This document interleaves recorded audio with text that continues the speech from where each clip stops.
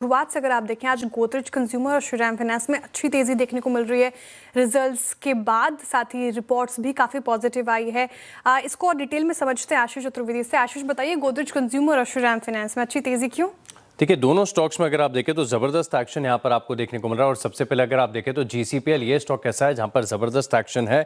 और दरअसल अगर आप देखें तो रेवेन्यू यहाँ पर 4% बढ़ी है, जो वॉल्यूम्स है 3% की बढ़त यहाँ पर देखने को मिली है। और जो जीएसटी ट्रांजिशन का इम्पैक्ट है तकरीबन 3 से लेकर 4% का है। और सोप सेगमेंट को अगर हटा दें तो यहाँ पर जो वॉल्यूम ग्रोथ आई है डबल डिजिट में आपको देखने को मिली है।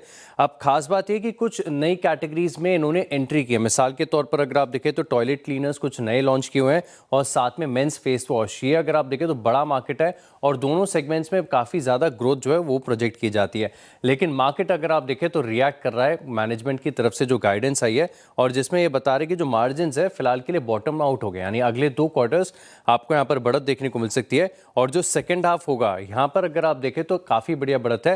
हालांकि जो मार्जिन की गाइडेंस है लोअर एंड 24 से लेकर 26% की, इसके आसपास यहाँ पर आपको देखने को मिल सकता है। मार्जिन रिकवरी के ऊपर अगर आप देखें तो मार्केट ज्यादा उत्साहित है। और वैल्यूएशन के लिहाज से अगर आप देखें तो 43 टाइम्स FY27 ईपीएस पर फिलहाल ये स्टॉक ट्रेड करता हुआ नजर आ रहा है। लेकिन खास एक्शन अगर आप देखें तो श्रीराम फाइनेंस इस स्टॉक में भी आपको देखने को मिल रहा है। और इसमें दरअसल अगर आप देखें तो नतीजे जो आए थे शुक्रवार को, उसके बाद एक कॉन्फ्रेंस कॉल हुआ और कुछ खबरों के चलते भी एक इम्पैक्ट बड़ा देखने को मिल रहा है। अब एनआई अगर आप देखें तो पिछले साल के मुकाबले 10% बढ़ी है। जो क्रेडिट कॉस्ट आया इस तिमाही के दौरान ये अनुमान से तकरीबन अगर आप देखें तो काफ़ी बेहतर देखने को मिला है। और जो निम्स हैं ये भी बता रहा है मैनेजमेंट की आगे जाके अच्छे इंप्रूवमेंट यहाँ पर देखने को मिलेंगे। अगर आप टोटल एयूएम देखें तो 2.8 लाख करोड़ के आसपास है, जिसमें पिछले साल के मुकाबले तो काफ़ी बढ़िया बढ़त है। लेकिन सीक्वेंशियल तौर पर अगर आप देखें तो 3% की बढ़त देखने को मिली है। और सेकेंड हाफ में जो एयूएम ग्रोथ का टारगेट है 16 से लेकर 17% का है।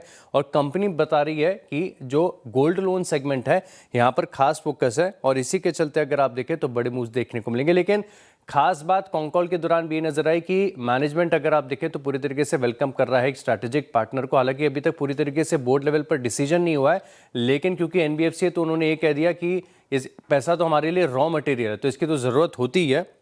और थोड़ी देर पहले अगर आप देखें तो मनी कंट्रोल के सूत्रों के हवाले से एक खबर आई है कि एमयूएफजी ये एडवांस स्टॉक में है श्रीराम फाइनेंस में तकरीबन 20% हिस्सेदारी खरीदने के लिए और 3 से लेकर 4 बिलियन डॉलर के आसपास का निवेश यहां पर देखने को मिल सकता है। और इस फ्रेश इशू के बाद अगर आप देखें तो बोर्ड में 2 पोजीशंस भी यहां पर देखने को मिल सकती हैं और आगे की भी जितने फंड रेजिंग होंगे इसमें भी पार्टिसिपेट करेंगे। जो डील का प्राइस है लाइकली 760 से लेकर 780 रुपए के आसपास है। और वैल्यूएशन के लिहाज से देखें तो FY27 फॉरवर्ड तकरीबन 2 टाइम्स प्राइस टू बुक पर चल रहा है। तो अट्रैक्टिव स्टॉक है, खबरों के बीच 6% से ज्यादा का मूव।